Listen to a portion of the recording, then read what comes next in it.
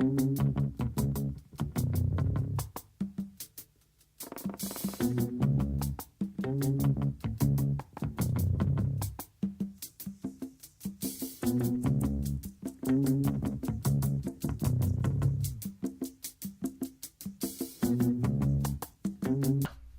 far as I'm concerned, I would shoot them like he shot him in the hip. Mm-hmm. Shoot him in the hip, shoot him in the knee, incapacitate them. Absolutely. Yeah, there's no way that.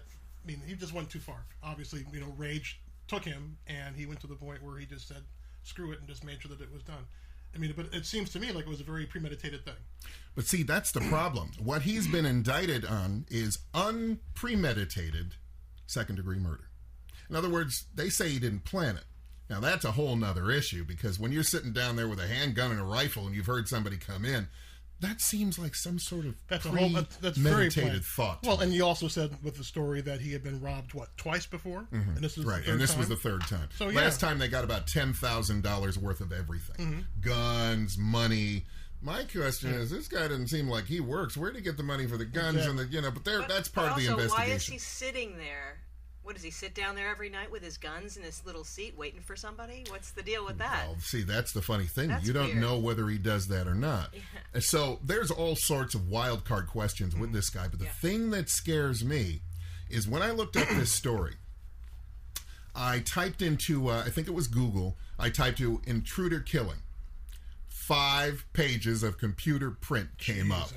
This is nothing rare. Now, this is going to go to court.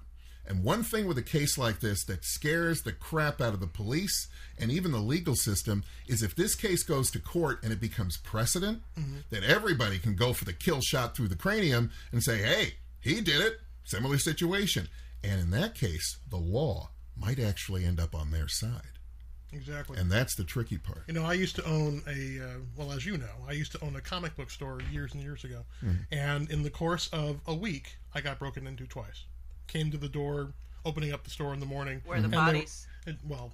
There was a weird light in the back of the store, and I'm like, I didn't leave any lights on when I left the night before. And lo and behold, the back door was busted off of the hinges, and there were some stacks of books that were all here and there and tossed around, and some stacks that were just totally gone. And so I went and got some stuff from the hardware store, put up a couple of poles, and hooked them to the wall to block the door. Got the door fixed. Within a week, it happened again. Mm-hmm.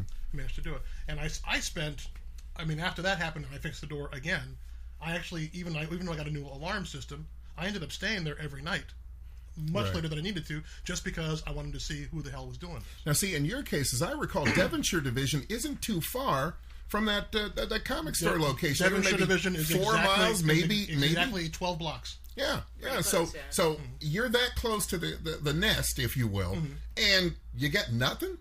Absolutely nothing. Did you ever call them and the cops show up? Nothing? No. When I got there, I called when I got to the store in the morning. It was already done, and I called, made a report, and somebody did finally show up and come out. But it's like, well, can you tell me exactly what's missing? And I'm like, well, not without doing a year and a half of inventory, no, because I had at least 500,000 comic books back there at the store at the time. But as it turned out, it worked out a lot better in my particular case because there were 2 kids who were involved who were customers of mine.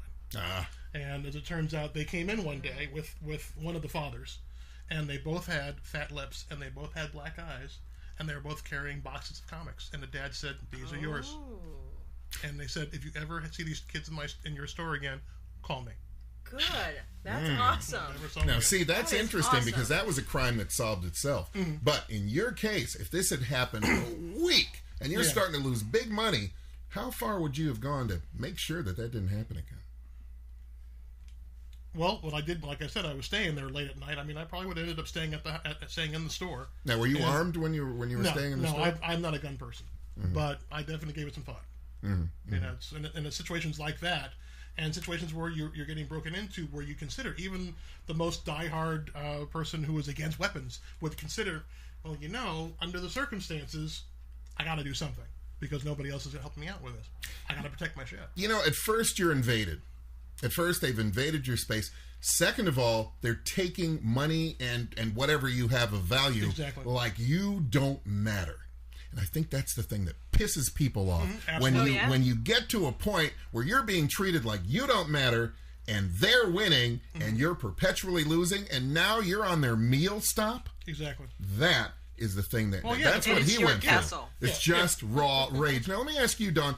Men do this. We're territorial. We're meat eaters. We're gatherers, and we go out and we kill, and that's what we do. Got it. As a woman, yes. As a woman, if this happened, if it was just you, would your reaction be different if it was you and your child as opposed to just you? In other words, is the protection instinct what would get you to this point, or how would you handle it? Because women, they say, are completely wired differently. I would kill somebody. I would kill him if it had to do with my child. If it were just me, I would defend myself. Now, see, that's your key for rage.